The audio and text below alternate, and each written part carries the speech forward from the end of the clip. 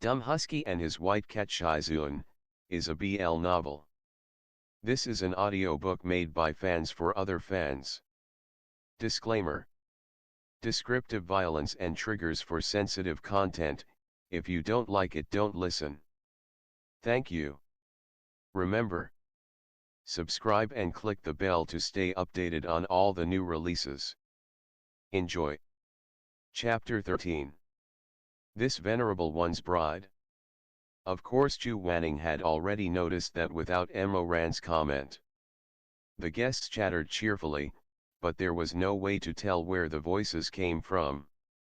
The people sitting, standing, playing party games or making toasts, every single one of them had a completely blank face, as if made of paper. What should we do? Don't tell me we should go in there and drink with them.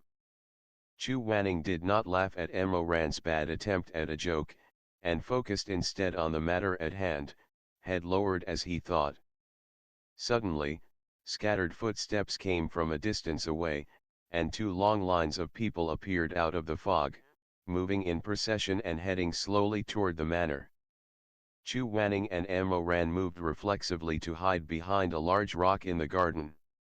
The lines approached, led by a smiling golden boy and jade maidens with clear and colorful facial features.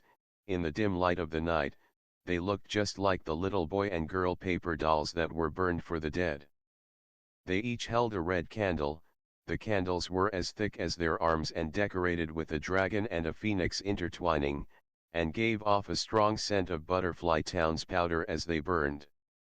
Ran nearly lost his senses to the smell again, but thankfully the dull ache from the wound on his hand where Chu Wanning had stabbed him earlier kept him grounded. He jabbed at the injury again for good measure. Chu Wanning glanced at him. Ran, ahem, this is pretty effective. He paused, then asked, Shizun, how come you don't need to poke a hole in yourself to maintain your consciousness? Chu Wanning, the scent has no effect on me. Ah. Why not? Chu Wanning, with an air of frost, my cultivation base is strong. Led by the golden boy and jade maiden, the twin lines walked slowly up a flight of steps. Chu Wanning watched them for a while before quietly uttering He was rarely ever surprised. Ran followed his gaze curiously, and was shocked as well. The lines were made up of corpses. They retained their facial features from life, but their eyes were closed and their skin was deathly pale, and they swayed as they walked. Most of them were fairly young, likely below 20, both male and female, and a silhouette among them looked especially familiar. The eldest Chen Gongzi, who had been in the coffin earlier, had somehow appeared in this procession, and was walking slowly behind the strange scent of the candles with his eyes closed. All of the others in the lines were paired up, only he was different. There wasn't a person beside him, but a ghost bride made of paper instead. As if Chen Gongzi wasn't enough, when the procession advanced further and they saw the people at the very end of the lines, color instantly drained from Ran's face. Shi Mei and Chen Yao followed behind the lines of corpses with their heads hung low. Their eyes were also closed, faces pale, walking in the exact same manner as the corpses before them, and it was impossible to tell if they were still alive or not. Ran was about to lose his mind. He leapt up and tried to rush forward immediately, but was stopped by Chu Wanning's grip on his shoulder. Wait. But Shi Mei. I know. Chu Wanning watched the line slowly advance, and whispered, don't be hasty. Look over there, there's an enforced barrier in place. If you rush over, it will start wailing, and things will be out of our hands if all the faceless ghosts in the courtyard attack at once. Chu Wanning was a master in barriers, his barriers were formidable, and his eyes were sharp. Ran looked over, and saw that there was indeed a nearly transparent veil at the entrance to the courtyard. When the golden boy and jade maiden arrived before the courtyard, they blew softly at the candles they were holding to make the flames burn even higher, then slowly stepped through the barrier and into the yard. Behind them, one by one, the men and women followed them through the barrier without any interference. The faceless people drinking inside the courtyard turned to watch them enter, and began to cheer and clap. Chu Wanning spoke, "Go, follow behind them. Close your eyes and don't breathe when you cross the barrier. Copy what the corpses do no matter what happens, and absolutely do not speak." Amoran was anxious to save Shimei and didn't need him to say any more. The two slipped into the group of corpses. Each line had the same number of corpses. Chu Wanning took his place behind Shimei, so Amoran could only line up behind Chen Yao. The procession moved at an agonizingly slow pace. Amoran kept looking over at Shimei, but could only see the side of his pale face and a bit of snow-white neck drooping helplessly. Finally reaching the barrier at last, they both held their breath and passed through without incident. The courtyard was even bigger from the inside than it looked from the outside. Aside from the three-story manor decorated with lanterns and colored banners, the sides of the courtyard were also densely packed with at least 100 small side rooms, each with a large scarlet she character on the window and a red lantern hanging by the door. The faceless guests suddenly all stood up at once to the sound of firecrackers and shams. A faceless ceremony official stood before the manor, announcing with vacillating intonation, "The auspicious hour is upon us, the grooms and brides have arrived." Amoran was astounded. "What? These lines of corpses are grooms and brides?" He hurriedly looked to Chu Wanning for help, but the Bidal Mortal's brows were tightly furrowed, lost in his own thoughts, and he didn't even spare Amoran a glance. Amoran thought to himself that his uncle's efforts were truly misdirected. Going down the mountain to gain practical experience with this kind of teacher was doing more harm to his pride than not bringing the teacher along at all would have. Suddenly a group of giggling children darted into the yard, dressed in bright red but with their hair tied in white strings. They crowded around the two lines of people like so many little fish, each tugging a person toward one of the rooms on either side. Amoran, at a complete loss, mouthed toward Chu Wanning, "Shizun, what to do?" Chu Wanning shook his head and pointed toward the corpses in front that followed obediently behind the little boys and girls. His meaning was clear: go along with it. Having no other options, Amoran could only stumble behind as a little boy with a top knot led him into one of the rooms. As soon as they entered, the boy waved his arm and the door slammed shut. Amoran glared at the child, wary of what the faceless little ghost was going to do to him. In the last lifetime, Chu Wanning had rescued Shimei and broken through the illusory realm all on his own. Amoran hadn't needed to do anything at all and the evil had already been vanquished. Afterwards, he'd been too busy dwelling on the sweet aftertaste of Shimei's lips to even pay attention to Chu Wanning's explanation.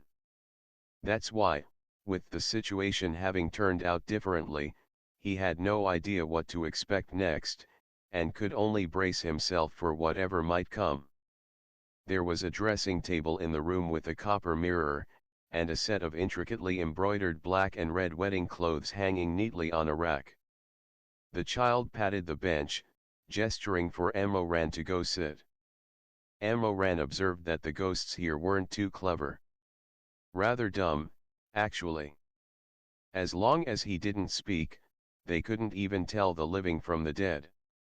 So he sat before the dressing table as directed, and the child toddled over to help him wash and change. Suddenly, a haetang blossom floated in from the window and gently landed on the water inside the wash basin. Amoran's eyes brightened. That haetang was also known as Yuheng of the night sky, used specifically by Chu Wanning for silent communication. He scooped the flower out of the water, the haetang blossoming and unfurling instantly in his palm to reveal a speck of mellow golden light in its center. He picked up the speck of light between his fingertips and placed it in his ear. Chu Wanning's voice came from inside. Amo ran. I used Tianwen to confirm that this illusory realm was indeed set by Butterfly Town's ghost mistress of ceremonies. It's managed to cultivate into an actual deity due to receiving the villagers' incense and worship for hundreds of years. Every ghost marriage makes it more powerful, so it delights in presiding over these ceremonies. The corpses in the lines are likely Butterfly Town's ghost couples from these past couple hundreds of years whose weddings it witnessed. It likes the merriment, so it calls the corpses back into the illusory realm every night to do it all over again, growing stronger each time. Amoran thought, what a deviant. If other deities got bored, they might at most play matchmaker with young men and women. But this ghost mistress of ceremonies sure was something else. It might have the body of a deity, but it must have forgotten to grow a head, to have this kind of hobby, playing matchmaker with corpses, and not even just once, but to summon them from their graves every night to do it over and over and over again. Are corpse orgies that riveting? This spinster deity, what a damn head case. Chu Wanning, its real body is not here. Don't act carelessly, just follow the golden boy and jade maiden later. It will have to appear in person to absorb energy from the ghost weddings. Amoran wanted to ask, what about Shimei? Is he okay? There is no need to worry about Shimei. He and Mistress Chen are both just temporarily unconscious due to the powder. Chu Wanning was very thorough, and had anticipated everything Amoran might ask. Take care of yourself. I will handle everything. The voice faded away after that. At the same time, the child also finished fussing over Amoran's outfit. His reflection in the mirror was handsome, the corners of his lips curved naturally upwards, his facial features clear and bold. The collars of the fiery red wedding garment were neatly folded, and his long hair was done up with a white hairband, looking quite the part of the ghost groom. The child made a gesture of invitation, and the tightly closed door creaked open. A line of corpses dressed in wedding clothes stood in the corridor, male and female both. It looked like this ghost mistress of ceremonies and its mud head really didn't understand the way of things. It just grabbed any random pair to perform the wedding ceremony, not caring in the least if the couple was male and female, or female and female. There was only one line of corpses in this corridor. The other line was across the courtyard on the other side, too far away to see if Chu Wanning and Shimei had come out yet. The line moved slowly forward, and the ceremony official's voice could be heard now and again from the manor as the pairs completed the wedding ceremonies one by one. Amoran looked at Chen Yao standing in front of him, and felt that something wasn't quite right. He puzzled over it for a long while, the line growing shorter and shorter the whole time, and when only the last few pairs were left, this dumb scoundrel finally figured it out. Ah! With the lines ordered like this, didn't that mean the woman in front of him was gonna get married with Shimei? And wouldn't he himself get matched with that wretch Chu Wanning? That wasn't acceptable. This ex-emperor of the human world immediately grew upset. Lips pulling downwards, he yanked Chen Yao back unceremoniously and jumped the line to stand in front of her.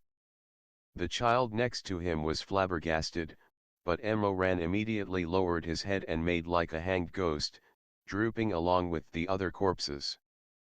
The golden boy and jade maiden's cultivation wasn't high. They were baffled for a bit but couldn't even figure out where the problem had happened, and so they ended up doing absolutely nothing about it, like a pair of dimwits. Amoran was quite pleased with himself, and followed the line cheerfully as he waited to meet up with Shimei. Concurrently, Chu Wanning looked at Shimei standing in front of him. There was no way to tell what dangers might lie ahead. He'd always had a sharp tongue but a soft heart, regardless of how much he might be resented for his harshness. In actuality, as long as he was here, he was not going to allow his disciples to be put in danger. Thus, he also reached out and pulled the befuddled Shime behind himself, switching their places. It was his turn. At the end of the corridor, an attendant stood holding a black and red tray, giggling as Chu Wanning approached, the tinkling of a young woman's voice coming from that face devoid of features. "Congratulations, my lady, felicitations, my lady, first meeting yet as old friends, serenity until old age." Chu Wanning's face darkened instantly. "Lady? Do you not have eyes?" Taking another look at the ghost attendant's blank face, he restrained himself. It, in fact, did not fucking have eyes. The ghost attendant continued giggling as it lifted the red veil in the tray and covered Chu Wanning's face. Then its ice-cold hand reached over and gripped him lightly with a delicate laugh. "My lady, this way please." End of the chapter. Stay tuned for more BL.